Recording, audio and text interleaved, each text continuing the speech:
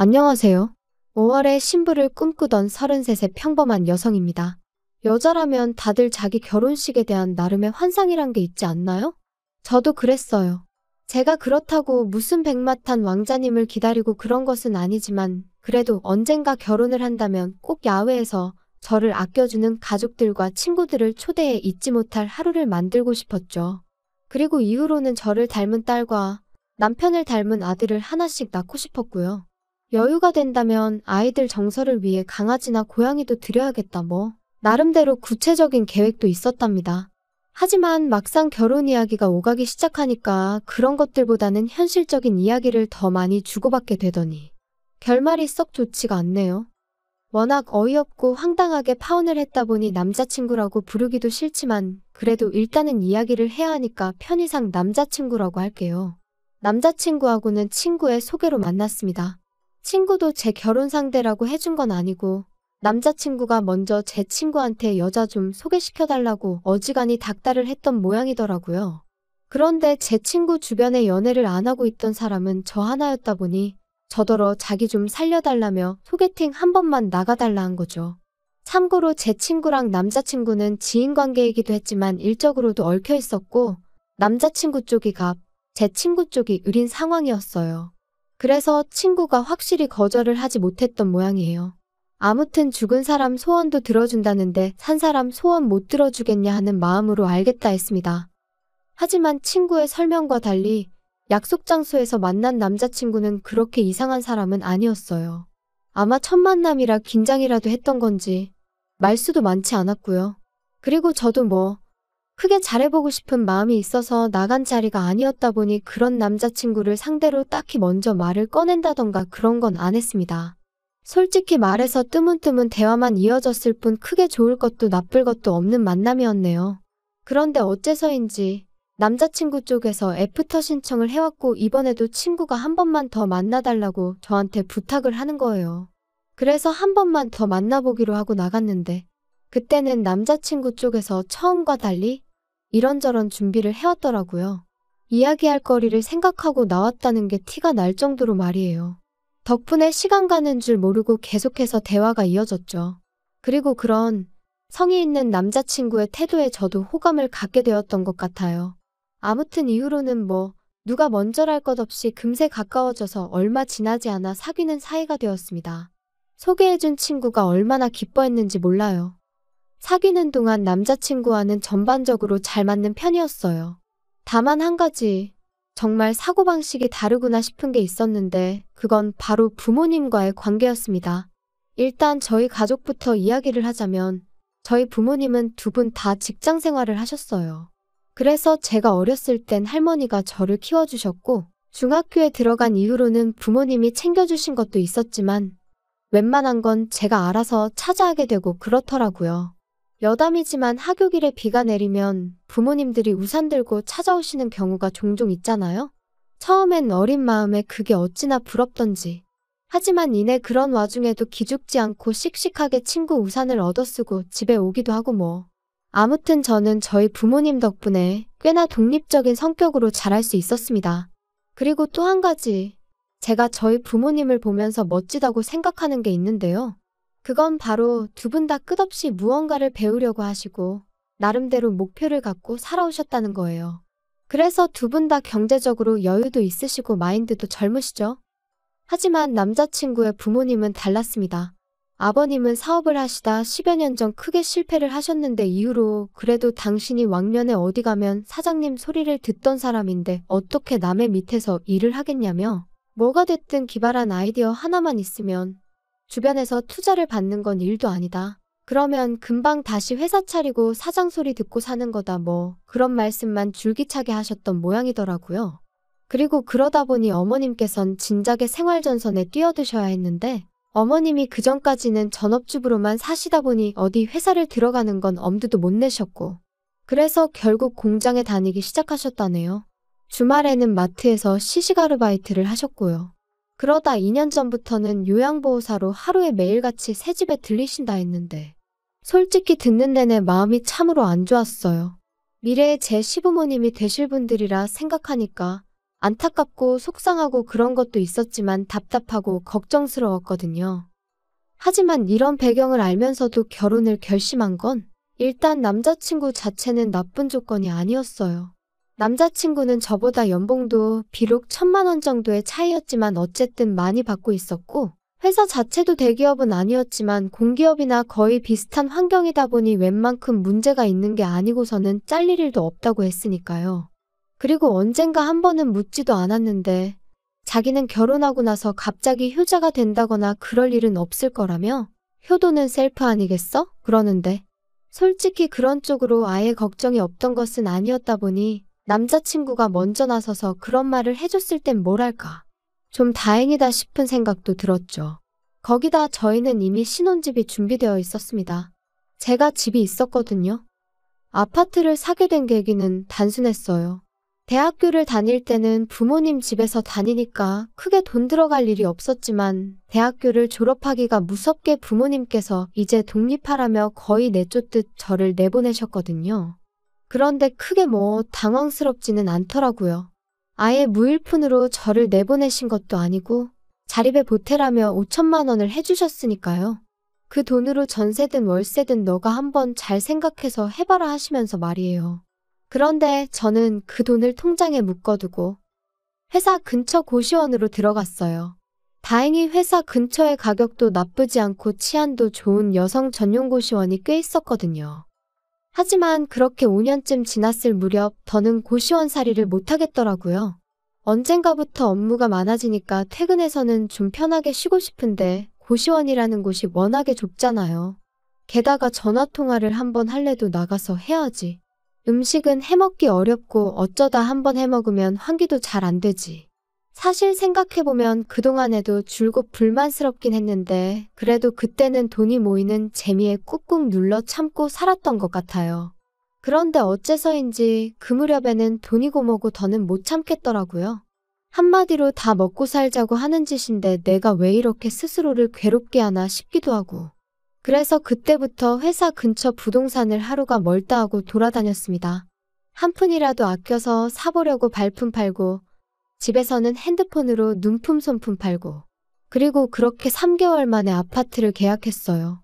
제 돈 1억 5천에 부모님이 한 번 더 5천만 원을 보태주셔서 총 2억 거기다 대출 2억을 받아서 4억짜리 아파트였죠.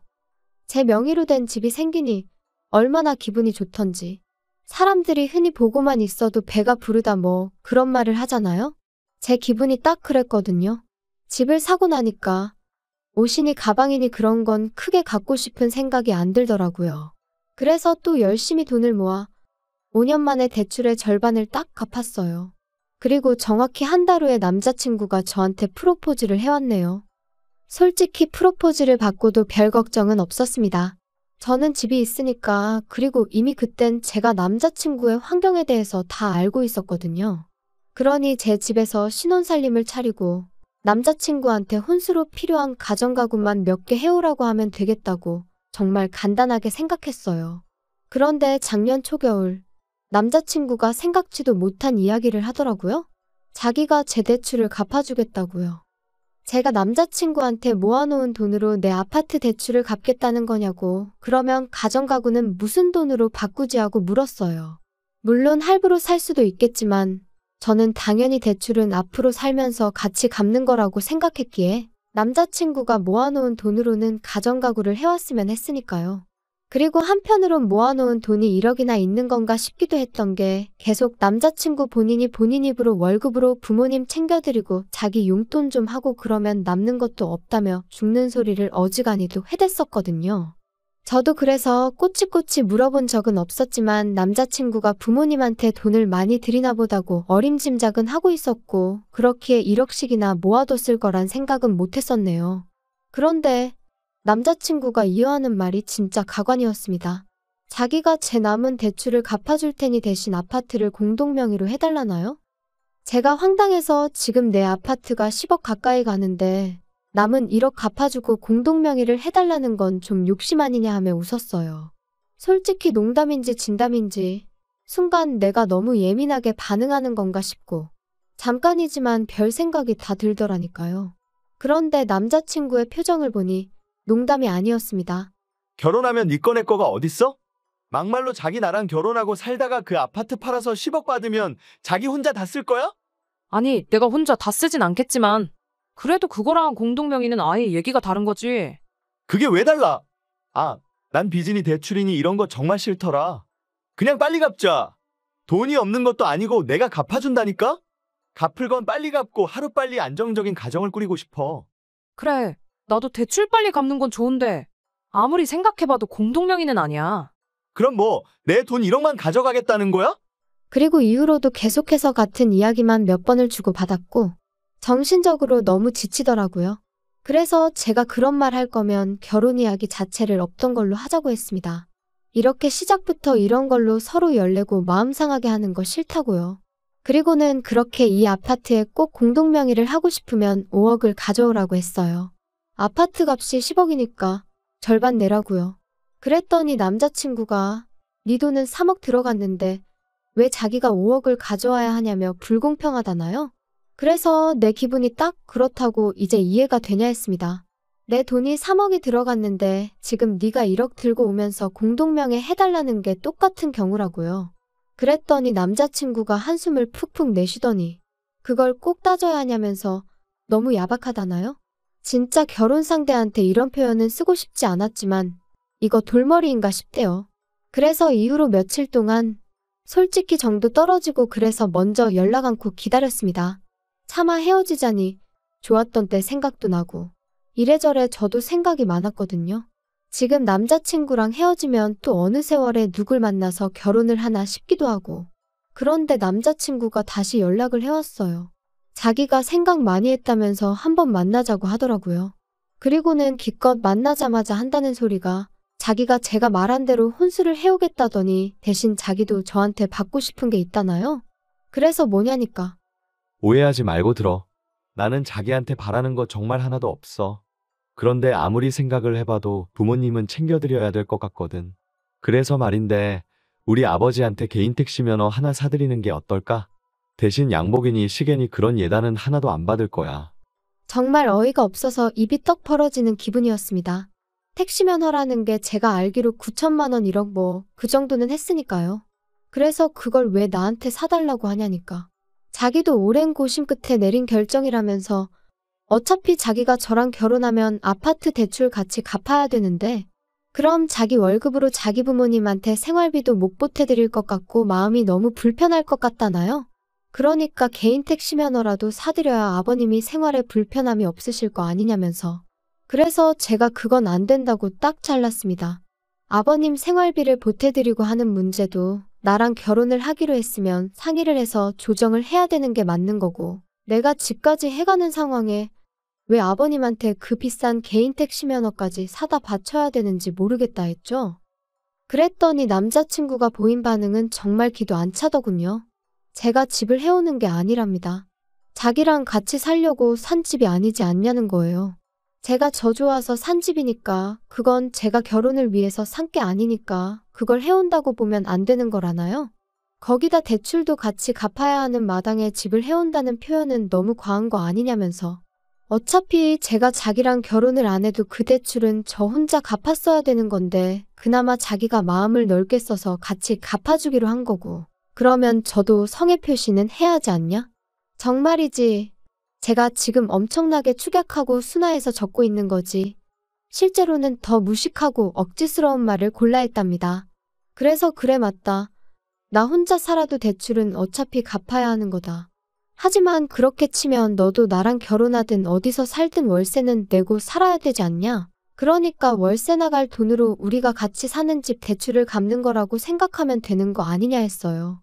그랬더니 또다시 그럴 거면 공동명의를 해주던가 하고 궁시렁거리는데 아, 내가 잘못 걸려도 단단히 잘못 걸렸구나 싶은 거죠. 그래서 제가 남자친구더러 우리 이러는 거 정말 좀스럽고 없어 보인다 그랬어요. 그리고 나는 절대로 택시 면허니 뭐니 그런 거 못 해드리니까 그게 용납이 안 되면 이쯤에서 헤어지자 했습니다. 그랬더니 남자친구가 저더러 너는 공동명의도 못 해준다. 예단으로 다른 거 다 생략하고 그 택시 면허 하나만 해오라는데 그것도 싫다? 도대체 나랑 결혼은 왜 하려고 그러냐? 그러는 거예요. 그리고 이때는 저도 마음도 너무 상했고, 이렇게까지 결혼을 해야 하나 싶은 게 말 그대로 속이 쓰리더라고요. 그래서 나도 내가 너랑 왜 결혼하려고 한 건지 모르겠다 해버렸어요. 그랬더니 남자친구가 결혼하면서 손해는 하나도 안 보려고 하는 제가 너무 어이없다는데 누가 할 소리를 하나 싶대요? 그래서 남자친구한테 너야말로 어떻게든 나한테서 뭐라도 뜯어내려는 심산이 눈에 훤히 보여서 황당하고 어이없다 했습니다. 어떻게든 남겨먹을 궁리만 하는 것 같은데 내가 호구로 보이냐고요. 그랬더니 저더러 자기 인격을 모독했다며 사과하라고 개거품을 무는데 어찌나 어이가 없던지. 생각할수록 분하고 우라가 치밀대요. 결혼을 한 것도 아닌데 벌써부터 돈으로 남자친구랑 말 같지도 않은 대화를 주고받아야 한다는 게 너무 피곤하기도 했죠. 솔직히 제가 정말 대단한 조건의 신부감은 아니었어도 그렇다고 싫은 소리 들어가며 결혼을 해야 할 만큼 못났다고 생각해 본 적도 없었거든요. 그래서 남자친구한테 아무래도 우리는 아닌 것 같다고 헤어지자 했습니다. 너랑 나랑 왜 이렇게 목에 핏대 세워가며 싸워야 되는지도 모르겠고 여러 가지로 안 맞는 것 같으니 이쯤에서 그만하자 했네요. 그랬더니 남자친구가 어쩌면 그렇게 바로 또 태도를 달리하던지. 야, 원래 결혼 준비 시작하면 여러 가지로 부딪힌다는 얘기 못 들어봤어? 생각 좀 해봐. 앞으로 우리 인생에 얼마나 많은 고난과 역경이 있겠어. 그런 거에 비하면 이런 다툼은 아무것도 아니라니까? 너는 정말이지 인내심이 없어도 너무 없어. 아무튼 너는 괜히 예민하게 굴지 말고 나만 믿고 따라와. 내가 하자는 대로만 하면 다 괜찮아진다니까? 어이가 없어서 내가 너 뭘 보고 따라가냐 했어요. 그리고는 너는 그냥 네가 할 길이나 가라 했습니다. 그랬더니 기껏 한다는 소리가 저더러 삐졌냐면서 어떻게 해야 마음이 풀리겠냐대요? 자기는 저 아니면 아무하고도 결혼 안 할 거라면서 말이에요. 그래서 너도 10억 가지고 오라고 했어요. 너도 10억 들고 오면 내가 너랑 결혼해 주겠다고요. 그리고 결국 저희는 파혼을 했습니다. 남자친구는 끝까지 저더러 이기적이고 못됐다 했고 저는 그런 남자친구한테 나야말로 너 같은 돌대가리랑은 상종을 못하겠다 했거든요. 그런데 저와 남자친구를 소개시켜 주었던 친구가 제 파혼 소식을 듣고는 저더러 왜 그랬냐면서 저를 좀 원망하듯 말하는 거예요. 자기 입장은 신경도 안 쓰였냐면서 말이에요. 어이가 없어서 결혼은 내 일생일 때 중요한 일인데 내가 너 입장까지 생각해가면서 결정을 내렸어야 하냐고 저도 화를 냈어요. 그랬더니 어차피 살다 보면 다 그놈이 그놈이라면서 저더러 넌 너무 유난스럽다고 자기가 이런 말까지 안 하려고 했는데 모르긴 몰라도 남자친구도 제 그런 성격에 질렸을 거라대요. 어이가 없어서 그래 네 마음대로 짓거리라 하고 그 친구랑도 손절했네요. 솔직히 이혼도 아니고 파혼이라고 신경 쓸 거 없다는 사람들도 주변에 많지만 제 마음이 편하기만 한 것은 아닙니다. 적은 나이도 아니고 앞으로 어떻게 지내나 생각하면 저도 모르게 한숨도 나오고 그래요. 하지만 뭐 어쩌겠어요? 사람 사는 게 다 생각대로 되는 것도 아니고. 아무튼 당분간은 남자고 연애고 결혼이고 다 모르겠고 그저 하루하루 건강하고 즐겁게 살아가는데 초점을 맞춰볼까 합니다. 언제 어디선가 제 진가를 알아봐주는 사람이 나타나주길 바라면서 말이에요. 날이 조금씩 다시 따뜻해지고 있지만 그래도 감기 조심하시고 즐거운 하루 보내시길 바랍니다.